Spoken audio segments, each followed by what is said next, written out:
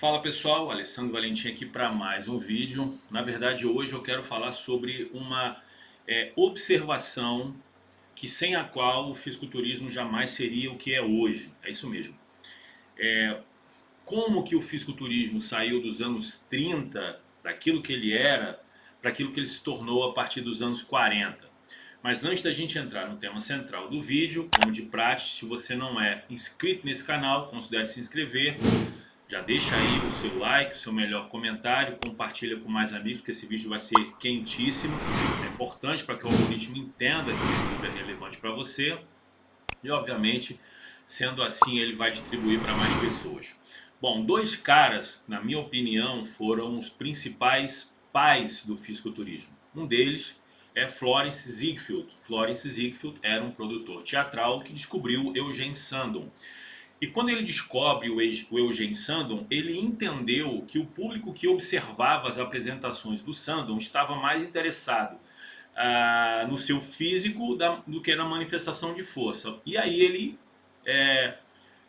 pediu ou orientou ao Sandon que durante as suas apresentações características que ele fizesse exibições musculares, ou seja, que ele mostrasse o seu físico, fizesse poses, a exibição muscular. E nascia ali as poses ou a apresentação, a performance que depois originalizou o fisiculturismo.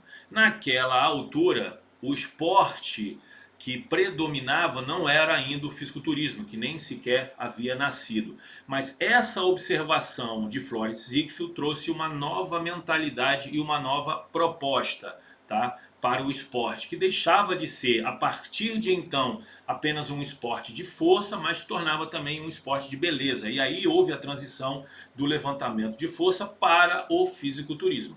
O Joe Hader, quando ele chega ali no fisiculturismo nos anos 30 e conhece Sigmund Klein, que era um homem que já tinha uma certa popularidade naquela altura. Sigmund Klein chega em 1924 em Nova York, vai tomar conta da academia do professor Attila, que foi o cara que descobriu o Eugene Sandon.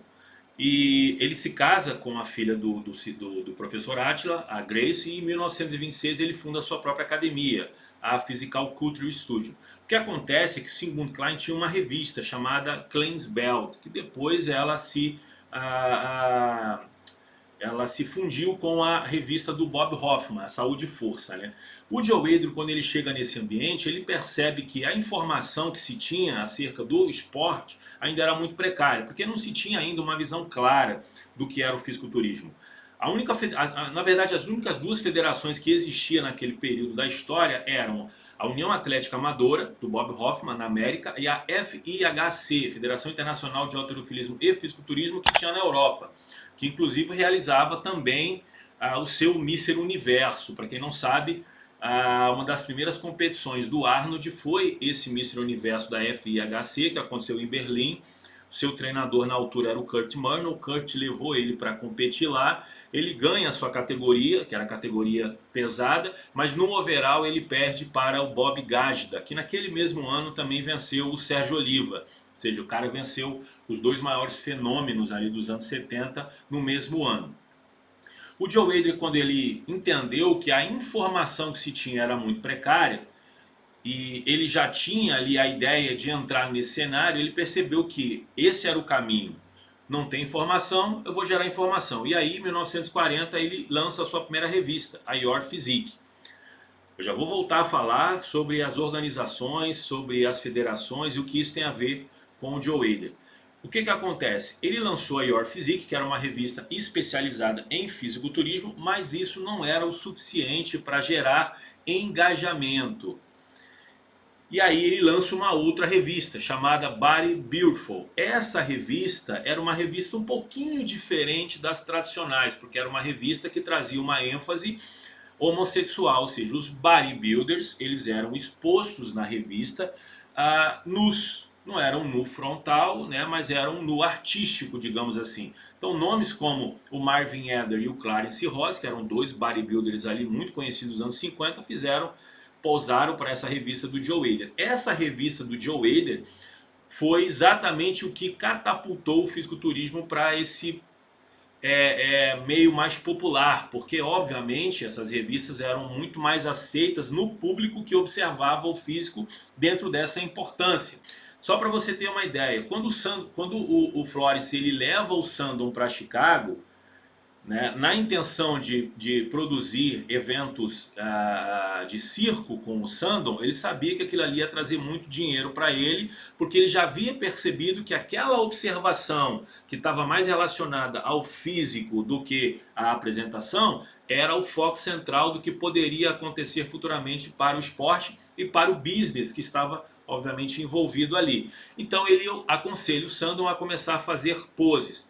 Ele organizava já em Miami alguns eventos depois das apresentações do Sandon que eram literalmente bacanais mesmo, orgias, tá? E ali as mulheres, para você ter uma ideia, pagavam $300 para entrar e os homens não pagavam nada. E qual era a atração principal? O Sandon.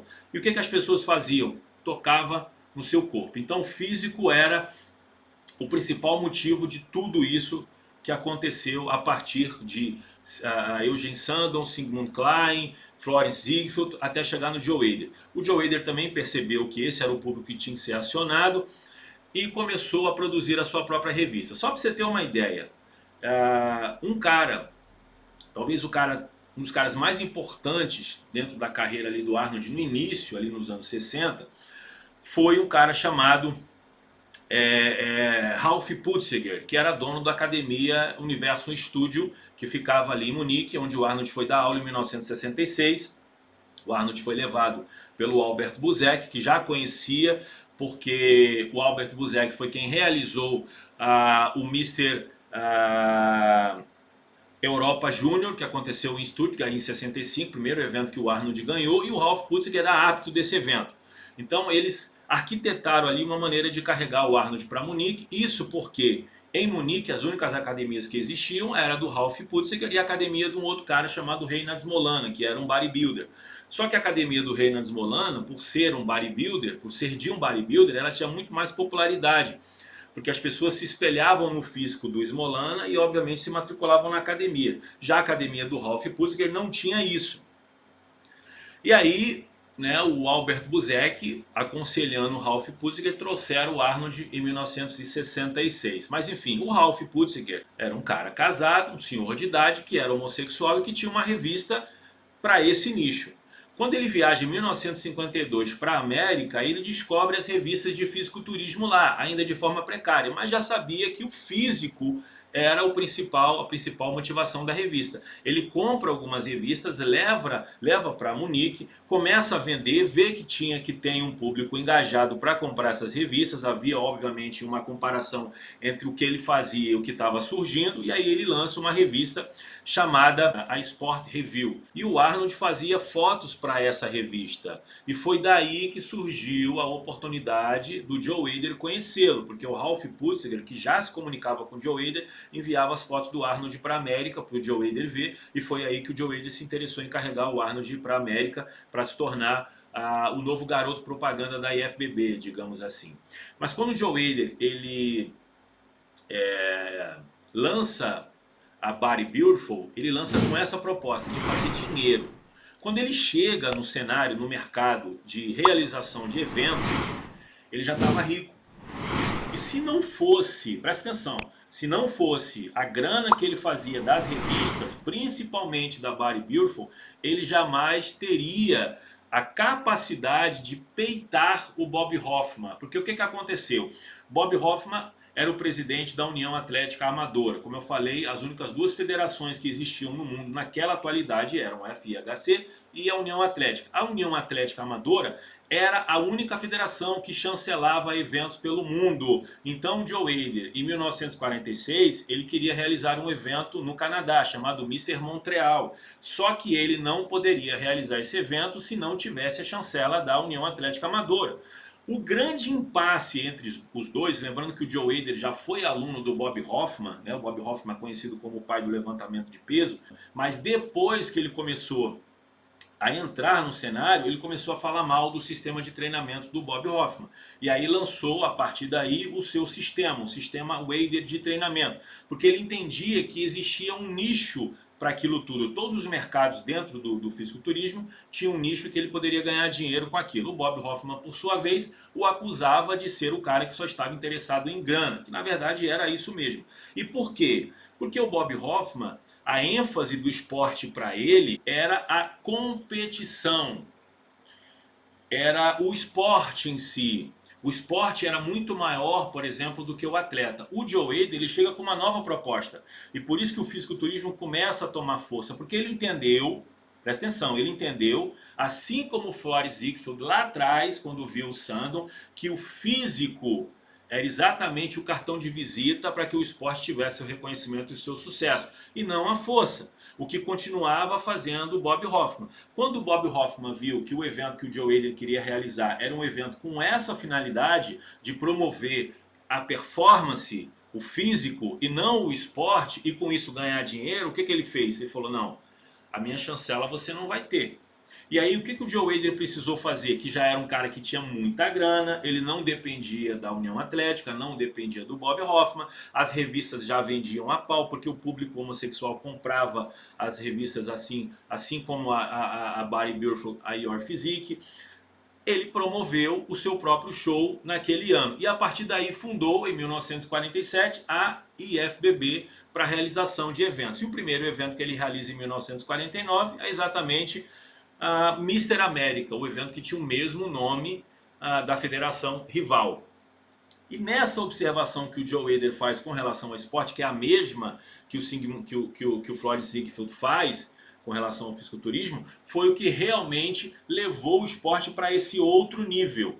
Ou seja, separou o esporte, o fisiculturismo do levantamento de força para um esporte agora independente, digamos assim. E aí passou a nascer o fisiculturismo mesmo, tá? Por isso que eu falo que o Joe Eder é o segundo pai do fisiculturismo, porque entre Floyd Ziegfeld e Joe Eder houve uma lacuna muito grande onde o esporte não tinha reconhecimento. Quando o Joe Eder começa a realizar eventos da IFBB em 1949, e aí nos anos 50 há aquela explosão, né, com a chegada do Bill Pearl, do Reg Park, de todos os atletas que compunham ali o plantel, ainda com a permanência do Clarence Ross, do George Eiffelman, do Jack Dellinger. Esses caras fizeram com que o esporte fosse para um próximo nível.